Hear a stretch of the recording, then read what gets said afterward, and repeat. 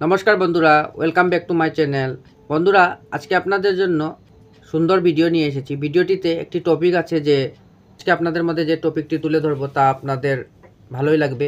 একটি সম্প্রতি ঘটে যাওয়া ঘটনা, যা আপনারা অনেকেই শুনেছেন, কিন্তু অনেকেরই তা বোধগম্য নয়। তাই আজকে আপনাদের মধ্যে তুলে ধরবো, তা বিশদভাবে তুলে ধরবো, যা আপনাদের অল্প জানা থাকলেও তা সম্পূর্ণ জেনে যেতে পারেন। তাহলে বিষয়টি হলো, মুরগির গাড়ি থামালেন কেন অনন্ত আম্বানি? আপনারা নিশ্চয়ই অনন্ত আম্বানিকে চিনতে পারছেন। উনি হলেন মুকেশ আম্বানির ছেলে, ভারতের শিল্পপতি মুকেশ আম্বানির ছেলে।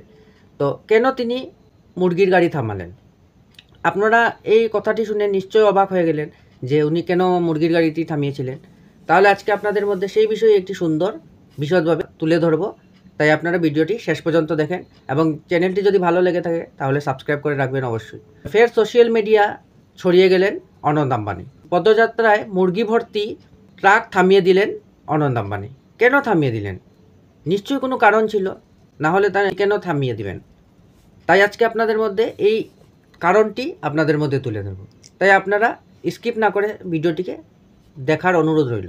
তারপর যা ঘটে গেল এই মুরগির গাড়ি থামিয়ে দেওয়ার কারণে, তা আপনারা শুনেন। সম্প্রতি মুকেশ আম্বানির ছেলে অনন্ত আম্বানি, যিনি জামনগর থেকে দ্বারকা পর্যন্ত 140 কিলোমিটার পদযাত্রায় অংশগ্রহণ করেছিলেন। এই দীর্ঘ পদযাত্রায় ছিলেন তিনি। তবে এই যাত্রায় এমন একটি খবর বেরিয়ে পড়েছে, যেই খবরটি অনেক সোশ্যাল মিডিয়ার মাধ্যমে ছড়িয়ে গেছে, বা অনেক নিউজ চ্যানেলও আপনারা শুনতে পেরেছেন।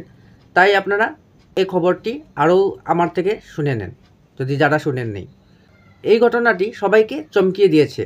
তাহলে ঘটনাটি কি?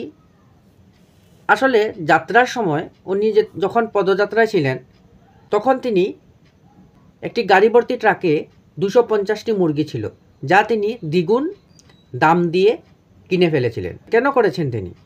আসলে হাঁটার সময় অনন্ত আম্বানি দেখেন একটি ট্রাকে করে 250টি মুরগি কসাইখানায় নিয়ে যাওয়া হচ্ছে। তিনি সঙ্গে সঙ্গে ওই গাড়িটি থামিয়ে দিলেন। থামিয়ে চালকের সঙ্গে কথা বলে নিলেন, এবং শেষে দ্বিগুণ দাম দিয়ে মুরগি ভর্তি এই ট্রাকের যে মুরগি ভর্তি ট্রাকটি ছিল, সেটি মুরগিগুলি উনি কিনে ফেললেন। এরপর তিনি বললেন, এখন আমরা ওদের পালন করব, মানে মুরগিদের পালন করব। মুরগিটিকে পালন করার জন্য নিয়ে যাওয়ার সময় উনি একটি ধ্বনি দিয়েছিলেন, যা ধ্বনিটি হলো জয় দ্বারকাধীশ ধ্বনি দেন অনন্ত আম্বানি। তিনি এই যাত্রায় অংশগ্রহণ করেছিলেন কারণ ধর্মীয় স্থানে আশীর্বাদ নিতে যাত্রা করেছিলেন তিনি। তার এই পদযাত্রায় লোকের যাতে অসুবিধা না হয়, তাই তিনি রাতেই বেশিরভাগ ভ্রমণ করেছিলেন। সংবাদ মাধ্যমের সঙ্গে কথা বলার সময় তিনি বলেছিলেন যে কোনো কাজ করার আগে উনি সর্বদা ভগবান দ্বারকাধীশকে ডাকেন বা স্মরণ করেন। তরুণদের কাছেও ওনার একই বার্তা ছিল, ঈশ্বরে বিশ্বাস। তরুণদেরও তিনি সংবাদ মাধ্যমে বলেছিলেন, ঈশ্বরে বিশ্বাস রাখুন, কারণ যেখানে ঈশ্বর আছেন সেখানে চিন্তার কিছু নেই। এবার মুরগি বাঁচিয়ে তিনি নিজের মানবিক যে দিকটা তুলে ধরেছিলেন। এইভাবেই অনন্ত আম্বানি মুরগি বাঁচিয়ে নিজের যে মানবিক দিকটি তিনি তুলে ধরেছিলেন।